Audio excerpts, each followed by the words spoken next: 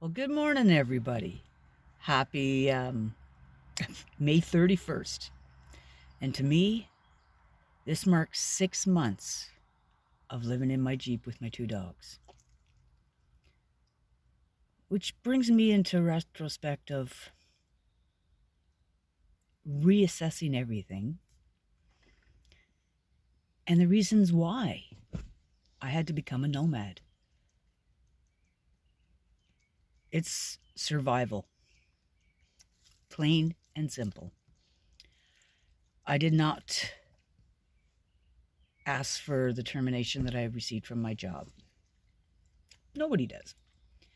And I was duped by a man who decided he wanted his friends to take the position and just basically dismantled my life. Everything was going smooth, everything was going great. I was in a position where I could fulfill all my talents as a construction worker, renovations, as a superintendent, and cleaning. I had all the qualifications. But one man decided, no, woman can't do that. I'm going to get my friends to do it. So that's what happened. As a superintendent, you have to be vacated after 7 days from termination. So the new superintendents take over, and there's no animosity, no distractions. The tenants don't come to me instead of going to them. So I can kind of understand that. That doesn't give a person very much time. Then I receive an email from the owner saying, Nancy, you're a great worker. We regret no, they didn't say regret. They understood that the situation was not accommodating, and because I was such a good person and they trusted me and they gave me accolades, they said, Nancy, we'll give you 30 days. But please do not disrupt the natural flow of things with the new people coming in. Bit my tongue, let me tell you. But I needed those days. So I had to think, okay, now I've got no income. COVID's got everything shut down. I can't go back to my little mediocre CSR job where you customer service.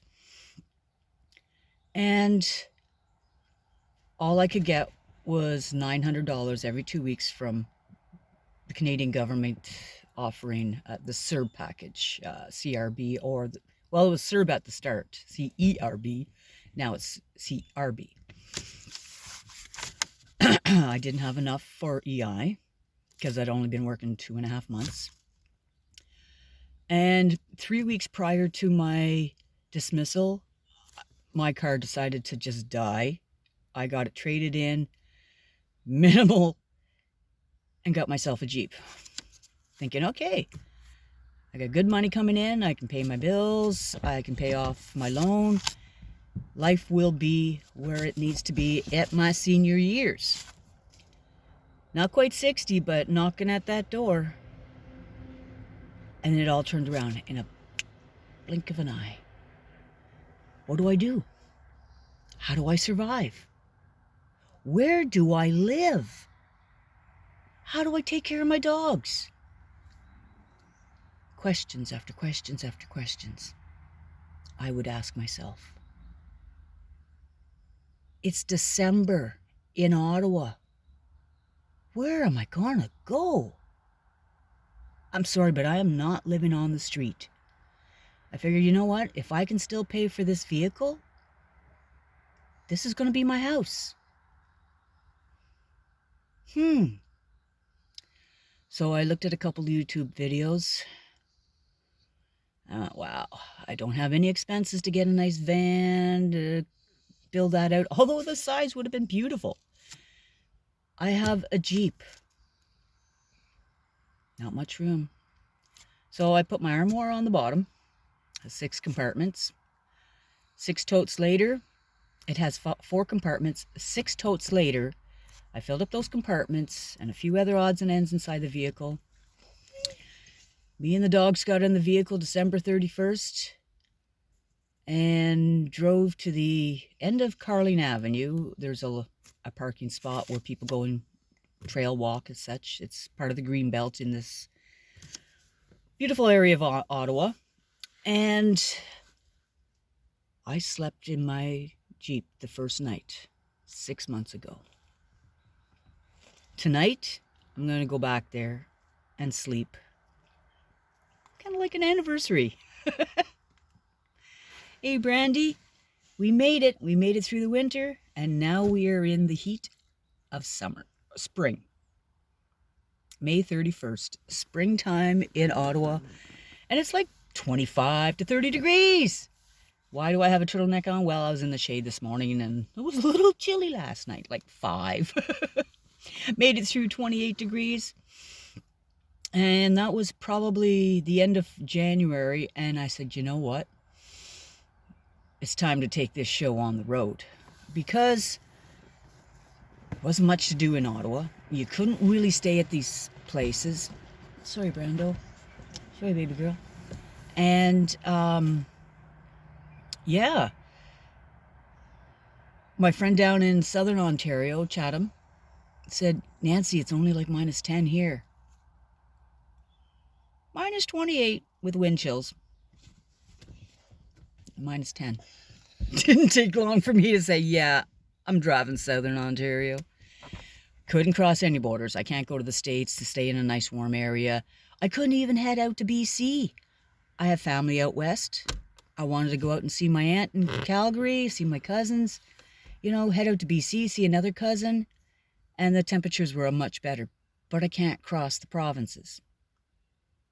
This has shut basically everything down. Travel within your own space.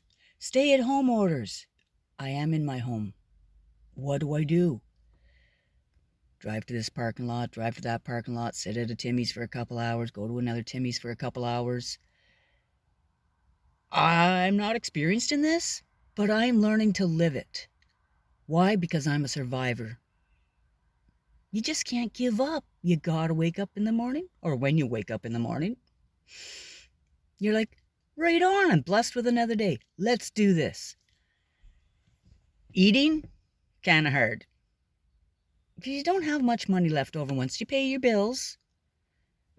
You put gas, your insurance, your vehicle payments. I had another loan for a startup. So, yeah, I'm a little on the tight side.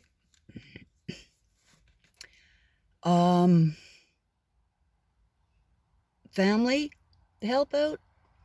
My daughter and son. I don't have living accommodations with them, but I can go and have a shower. I can do my laundry. Fill up with water, head back out for another week or so, come back, grab a shower. A damp bathe, sponge bath, whatever you want to call it, every couple of days. And one cool thing about these, yes, I can use my facilities inside my vehicle. Pee-pan. Sanitizer. One thing about these places, excuse me, is they have outhouses in these parking areas where people go out and trail walk.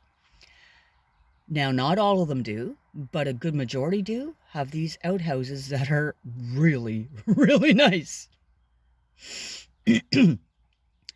And so, yeah, I can use their facilities. Pull into one, people are parked there, walking. Sometimes the people just sit in their cars, and I understand that, because that's what I do. But I just park my vehicle, girls in the truck, walk over to this little outhouse, do your thing. You could even get dressed in there. You could have 4 people inside this outhouse. It is that big. They're beautiful. And the students of Algonquin College, and there's something about a heritage project in 2019, built all of these outhouses. Fantastic. Kudos to the construction workers who pulled it together. They must have been in an apprenticeship program through Algonquin College, and they did a fantastic job. Hats off. So, in being a nomad for the last 6 months, a lot of my friends, family think, oh, Nancy's just out on a joyride. She's just enjoying life. Yes and no. Yes, I want to enjoy life. Yes, I love seeing the different things. I saw the Great Lakes. Well, 3 of them. One's touching Ontario. Huron, Erie, and Ontario. All those 3 Great Lakes. I got to see many sights traveling through London on Lower Ontario, Southern Ontario. The history. So I learned a lot while doing this. But I did it because I wanted to stay sane. I wanted to live. And I'm still going to live. No, I still don't have a job. I can do odds and end jobs for peoples and help garden renovations, trades. I can do things with my hands that most men can't. And that's pretty cool. I can mix mortar. I can... You name it, Nancy's got her under control, because I was taught at a young age from very, very special people who realized, you know what? You might not be able to pay for everything in your life, so you're going to learn how to do it. And once you learn how to do it, you will not have to pay to have it done. You can do it yourself. At 13 years old, I was changing parts on cars. At 13 years old, I was soldering pipes together. At 14 years old, I was building additions to homes. 14.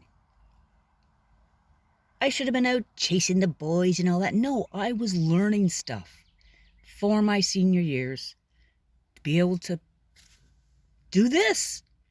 What I learned as a child has got me to live today. Nope. I didn't get the financial end of the family. I got the hardworking smarts and survival. The others made it big. They're all well-to-do. And that's cool. That was their traveling path in life. Not sure where my path was supposed to go, but it zigzagged all over the place. And I learned a lot of different things. I met a lot of different people. And a lot of memories were made. So, if you're scared to get going, don't give up. Get in your vehicle and do it. We're just going to take a little walk around my vehicle. Oh, sorry. Still new to all this stuff. I'm going to take a little walk with my vehicle around for you to see what we're doing. Now, right now I'm in the front seat. I've got the shade on because it's really sunny on the east side. I'm facing south. There's east. Anyways, here's Riley in the front seat. Because Riley's, in her old age, has become very hateful. So staying in the back with Brandy, sometimes she'd get pushed, sometimes she'd get squashed, and then she'd... Brandy's like, stop bitching at me. And she would nip a couple of times at Riley and went, no hatred in the truck, girls. You guys, listen. So, let me see if I can put this stuff down here. Is just little odds and ends, some breads and peanut butters, and just odds and ends that I need during my daily travels. So I had it on the seat. So I decided to put it down on the floor. Still easy access. And Riley will be on the front seat. Brandy's got the whole back to herself until I decide I want to go to bed. And then I crawl in the back with Brandy. So let's do that. What do is I rotate myself in my seat, get my leg up on my knees, and then I crawl through here. So let's crawl through. Going on around. Okay, so go to the back as if mommy's coming to bed. Over there. Good girl. And then I get in. This fence is not normally here. And I rotate. Okay, I'm not doing this right.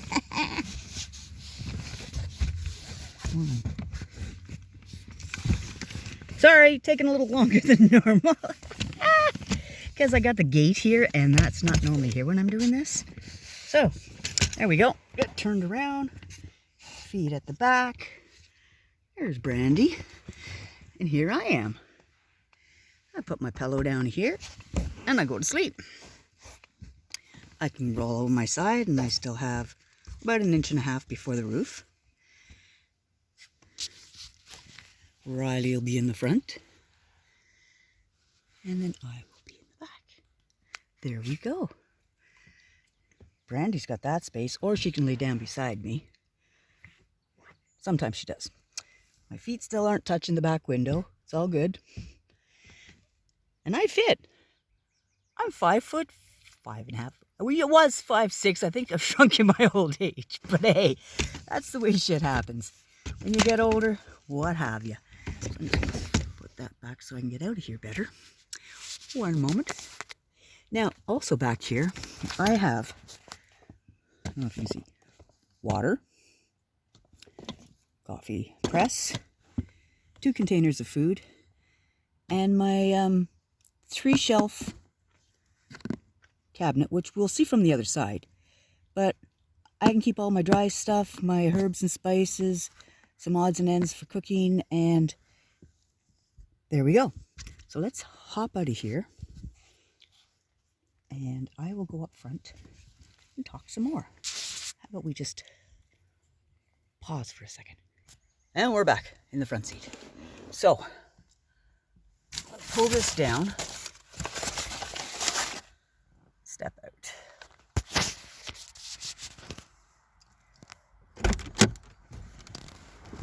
Oh yeah, eh? Isn't it a fresh air? It's sunny and hot.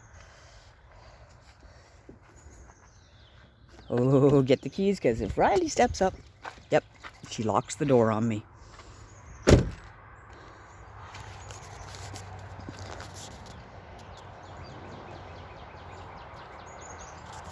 This is one of those parks. There's the outhouse I was talking about. Isn't that pretty big? Where is it? Right over there.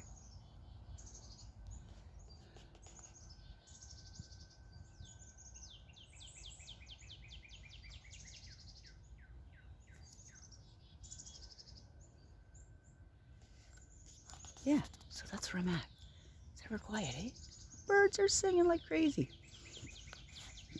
Now in the back,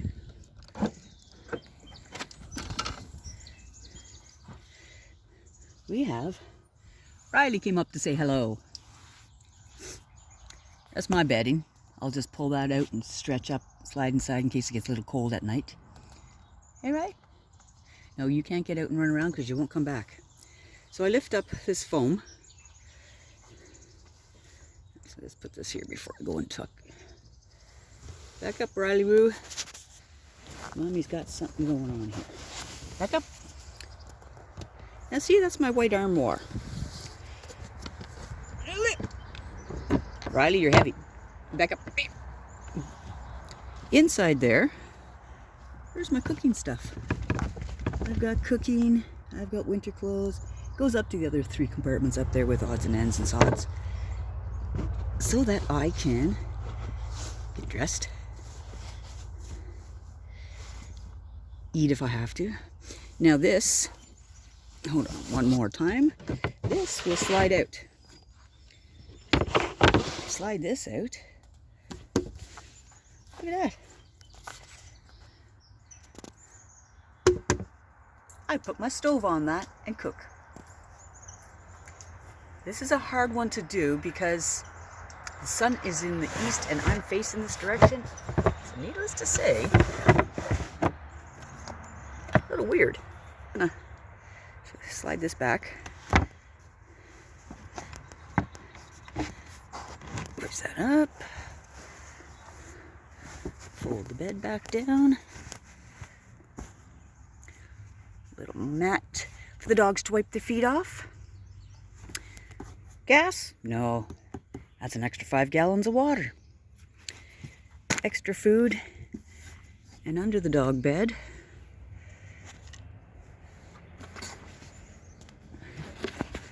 their padding and another bag of food, courtesy of the Humane Society with love. You guys are the best. Thank you, Humane Society, for helping those of us who are in dire needs and still love our animals to keep them going with dog food.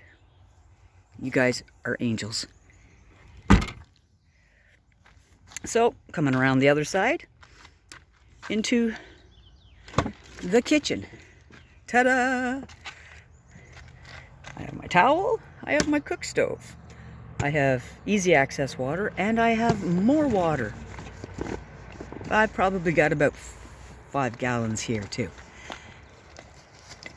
Paper towel, sun reflector for the windows in the front, and like I said, there's my, okay, let's pull this down.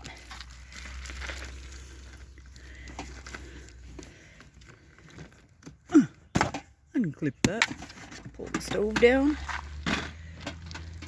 We've got pasta, we've got Mr. Noodles, we've got a bowl, we've got all kinds of spices that last summer I was gardening.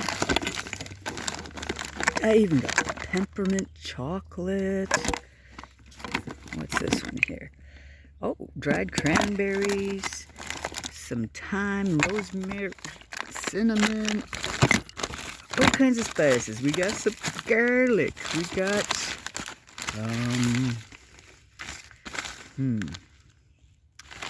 oh, some herb. Oh, something like a chia seed. Okay. Anyways, I can smell these spices at night. I smell like I'm in a friggin' restaurant. There. So, that's my odds and sods. Coffees, cereals, spatula, pans, dry goods, craft dinners, you know. Easy access stuff that I can use with boiling water. Nope, I'm doing this backwards. Put the stove up first. Oh, here is my stool.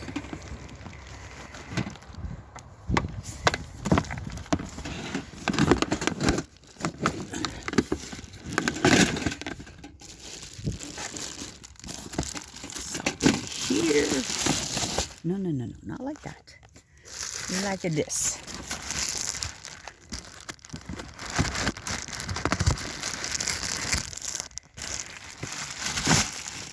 There you go. Close sesame. Riley, come here. Sit down. Stay there. I gotta get Brandy in.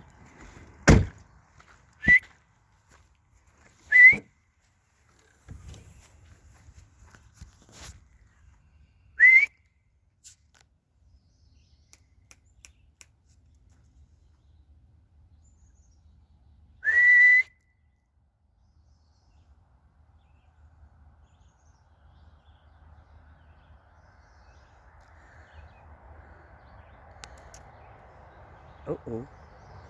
Randy's disappeared.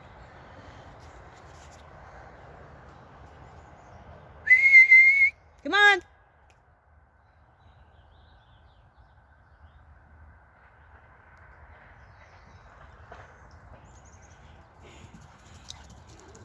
Okay, girl. Come on. In the back. Up. Truck. Good girl. That was close. I'll lose my dog out here. So, back into the mansion.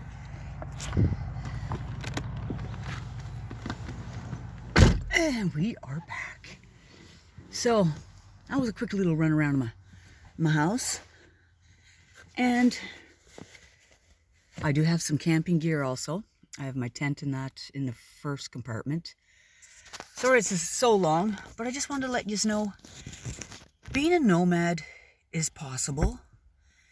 It takes a certain type of person. It takes fortitude, willpower, and just the sheer drive to want to survive. That's why I became a nomad. Not for the glory, not for all the other fun stuff, although that is pretty damn sweet. I did it to survive. I didn't want to be sit on the street with my dogs beside me with a little sign in a cup saying, please help. I would if I had to,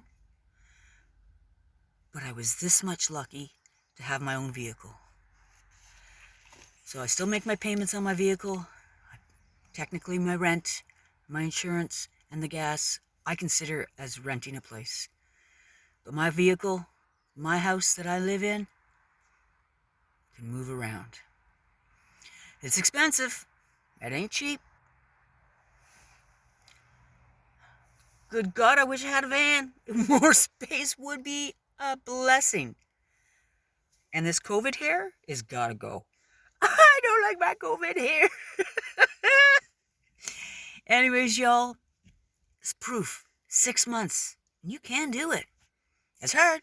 I'm not going to sugarcoat it. It's hard. But it's peaceful. And I have found a new side of myself that has been opened, alive, and realizing I can do it. I deserve to. It's going to be hard. A few more months, definitely. Summer's going to be a little tricky because I don't have a fan. I don't have the finances to buy fans. So it's a lot of find the shade, find the water areas, look for a breeze. What is the temperature going to be? Is there a breeze that day? Which direction is it coming from? There are so many variables. Anyways, this has been way too long. I am so sorry. Mwah! Much love to everyone. Thank you for stopping by, Canine Mama. Riley and Brandy appreciate it too. And keep us on the road. Hopefully I can show you some more places, but today I wanted just to talk about surviving. You can do it. Leave a message, drop a comment, and I'll get back to you. Good luck. Keep it happy. Love yous all. Bye. It's hot, eh, Riley? It's a girl. Say bye, everyone. See ya.